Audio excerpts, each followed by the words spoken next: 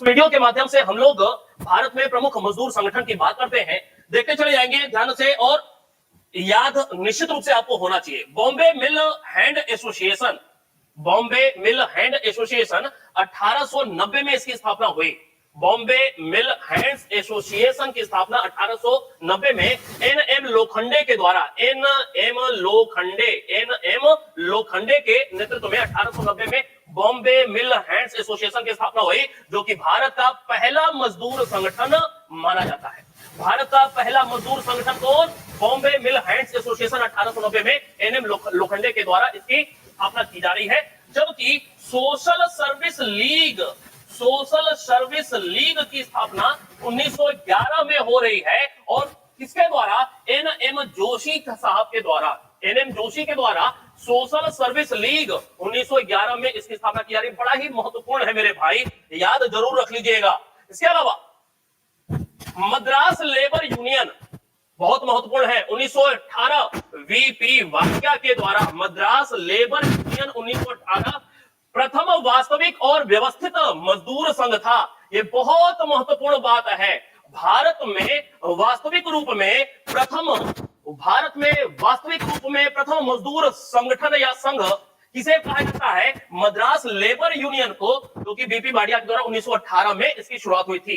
ठीक अंतर यही है बॉम्बे मिल हैंड्स एसोसिएशन और इसमें अंतर यही है, जैसे हम लोग दिल्ली सल्तनत पढ़ते हैं तो वहां पे कुतुबुद्दीन ऐबक को लेकर के संस्थापक कौन था? वास्तविक संस्थापक इल्तुतमिश था। इस प्रकार के अंतर रहते हैं। वैसे ही मद्रास लेबर यूनियन यह भारत में संगठित रूप से प्रथम वास्तविक मजदूर संगठन माना जाता है, जबकि बॉम्बे मिल हैंड्स एसोसिएशन पहला मजदूर संगठन। चले आगे बात को ले चलेंगे।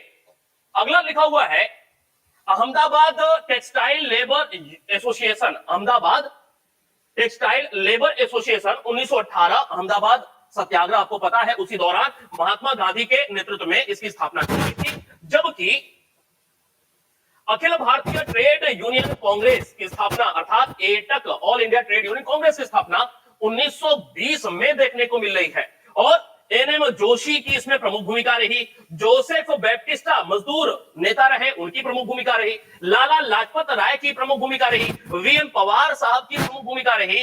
एटक की 1920 में बंबई में जो स्थापना हो रही है उसमें प्रमुख भूमिका इन लोगों की देखने को मिलती है। जबकि दीवान चमन लाल जो थे इसके प्रथम महामंत्री। प्रथम अधिवेशन कहां पर हो रहा है? बंबई में प्रथम अधिवेशन, और प्रथम अधिवेशन के अध्यक्ष लाला लाजपत राय थे। निश्चित रूप से आपको याद होगा। इसके अलावा all India railway men's federation, all India railway men's federation की स्थापना कब हो रही है? 1924 में हो रही है। किसके नेतृत्व में हो रही है? बीबी गिरी के नेतृत्व में हो रही है all India railway men's federation. इसके अलावा भारतीय ट्रेड यूनियन फेडरेशन इंटक की स्थापना कब हो रही है? भारतीय ट्रेड यूनियन फेडरेशन इंटक की स्थापना 1929 में हो रही है। एन.एम. जोशी के नेतृत्व में हो रही है। एन.एम. जोशी के नेतृत्व में 1929 में भारतीय ट्रेड यूनियन फेडरेशन की स्थापना हो रही है और यह एटक में पहला विभाजन था। एटक 1920 में स्थापित हुआ बंबई में और एटक में पहली बार विभाजन 1929 में देखने को मिलता है। एन.एम. जोशी विभाजन कर रहे हैं भारतीय ट्रेड यूनियन फेडरेशन नामक एक नई मजदूर संगठन का निर्माण करके। ठीक है, याद रखना है एटक में पहला विभाजन 1929। फिर उसके बाद रेड ट्रेड यूनियन कांग्रेस की स्थापना कब हो रही है? 1931 में हो रही है। कब? रेड ट्रेड यूनियन कांग्रेस की स्थापना 1931 में देश पांडे और रणदवे की प्रमुख भूमिका थी। देश पांडे और रणदवे की प्रमुख भूमिका थी रेड ट्रेड यूनियन कांग्रेस 1931 में। एटक का पुनः विभाजन देखने को मिलता है, दूसरी बात 1931 में। हिंदुस्तान मजदूर सभा की स्थापना कब? 1938 में। हिंदुस्तान मजदूर सभा की स्थापना 1938 में। किसकी प्रमुख भूमिका? सरदार पटेल और राजेंद्र प्रसाद के नेतृत्व में 1938 में हिंदुस्तान मजदूर सभा की स्थापना की गई। तो ये कुछ 1938 तक की बातें। फिर उसके बाद इंडियन फेडरेशन ऑफ लेबर याद नहीं होगा तो निश्चित रूप से नोट करके याद कर लेना मेरे भाई। एक प्रश्न निश्चित रूप से मिलने वाला है, मिलेगा ही। 1941 में इंडियन फेडरेशन ऑफ लेबर की स्थापना होती है। एम.एन. राय की प्रमुख भूमिका, जमुना लाल मेहता की प्रमुख भूमिका, इंडियन फेडरेशन ऑफ लेबर 1941।